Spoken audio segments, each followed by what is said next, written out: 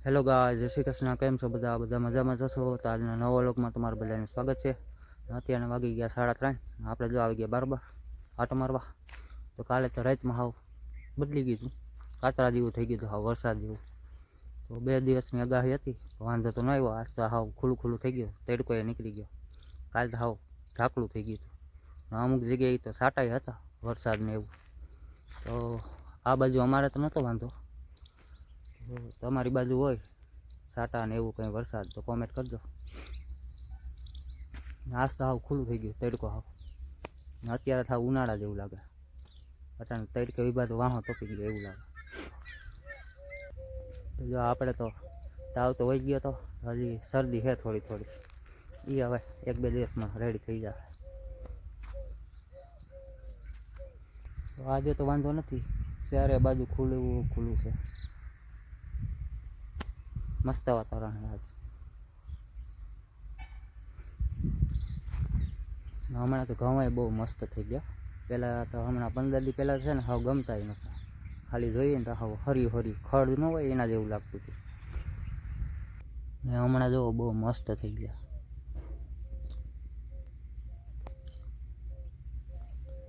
ફૂટી ગયા ને એટલે દેખાવ આવી ગયો.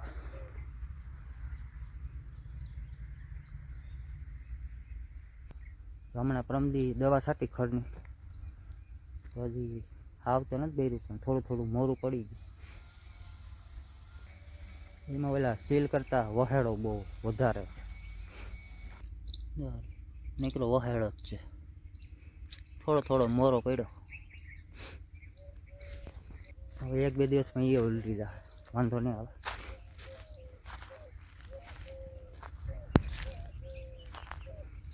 તો અવાર તો હાવ ઠંડીનું નામ જ નથી.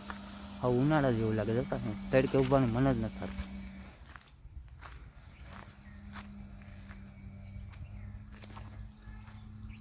જો અંદર આવે મિક્સરનો અવાજ કંઈક બનતું લાગે. હાલો આપણે જઈએ અંદર, અને આરુભાઈ રેડું નાખે. શું હે ઓ આરુ પૂરી પણ જો. ઓય કાઢ્યા શું કરે જાય ત્યાં ઉપર ધમાલ બોલાવતો હતો. હે હક નથી થતું ડોબાને. વાંજા રસોડામાં કંઈક બને. જા મિક્સર ચાલુ છે, જો જા.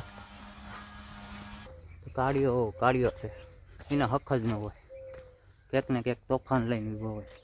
ચાલો કંઈક રસોડામાં કંઈક બનતું લાગે. મિક્સર ચાલુ છે એટલે જોઈ. જો આપણે આવી ગયા અંદર. અંદર શું બને? લાડવા ઘઉંના. કેમ અત્યારે? એક તો હજી શરદી હળહળે. કઈરા નહોતા ને આપણે ઘઉં વૈવાય. ઓ એના બાકી છે. હા, તું દાળ ભાત ખાઈ દે. ઓહો, લાડવા ન ખાતો કેના? જો ઘઉંના લાડવા બને. ઘઉં વાવ્યા ને એના લાડવા બાકી છે ને. આપણે તો મૂકે શરદી છે. આપણે ગયરું ભાવે ને. શરદી ન હોત ને તો એ માન એક ખાઈ શકે. આપણા માટે દાળ ભાત છે એ બેસ્ટ.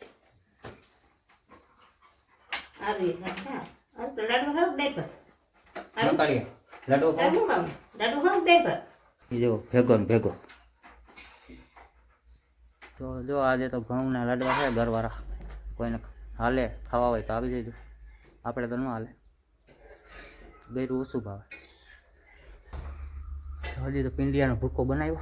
હજી ઘરનો પાક લેવાનો બાકી છે. પછી બની જાય પછી તાજા ઉના ટ્રાય કરશું. હેલો ગાઈસ, તો તેને 5 હજી તો લાડવાની હજી વાર લાગશે. કેમ કે ઘર હતો નહીં. આવી ઘર હજી આવ્યો ગામમાંથી. હજી તો મમ્મી ગણપતિ બાપાને જવાનું કર્યું.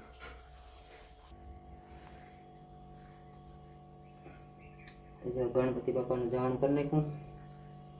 હજી આપણા જવાનામાં હજી વાર લાગશે. હજી પાક મૂકશે.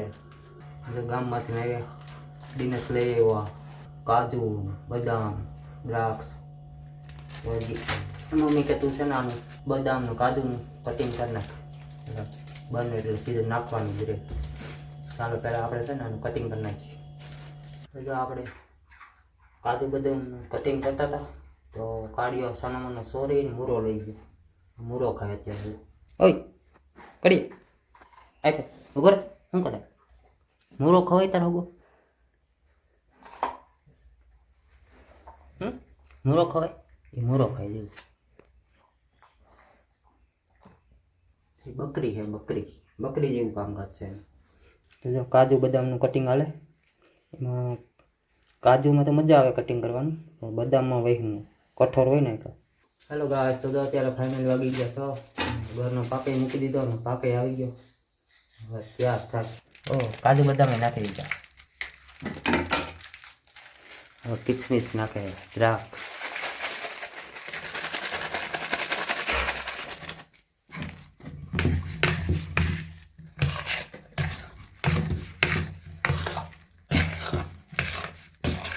દેખાવ પણ એમ આવે. ચાલો કોઈને તાજે તાજો માલ ખાવો હોય તો આપણે તમને ટ્રાય કરવાના.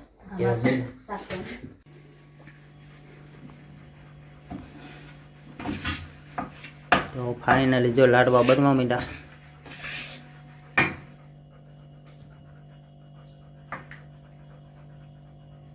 ચાલો હવે આપણે છે ને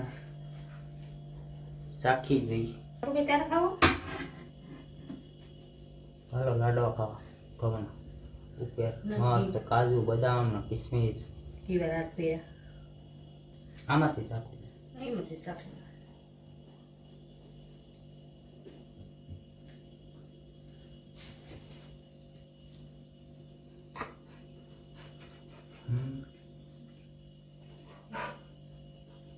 અત્યારે મજા આવે તાજે તાજે ખાવા. એ કઈ તો મોડા કરવાની કેતી પણ તો ઉતાવળું થયું. પછી હાલ છે હાંજી નહીં હાલે. પછી જઈને ભૂખ લાગી છે ને 5 વાગે 4 વાગે ત્યાં હાલ.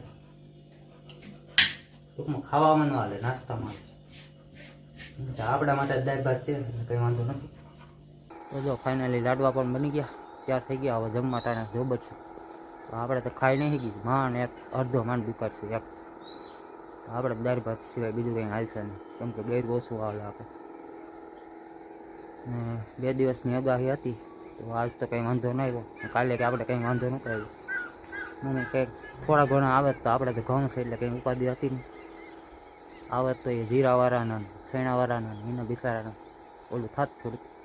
આપણે તો ઘઉં છે એટલે વાંધો નહીં, એમાં ન નડે. હાલો આજે સાંજ પડી ગઈ, અંધારા જેવું થઈ ગયું. તો આજ માટે એટલું જ. મળીએ પાછા નવા લોકમાં. તો ત્યાં સુધી બધાને તાતા બાય બાય ને જય શ્રી કૃષ્ણ.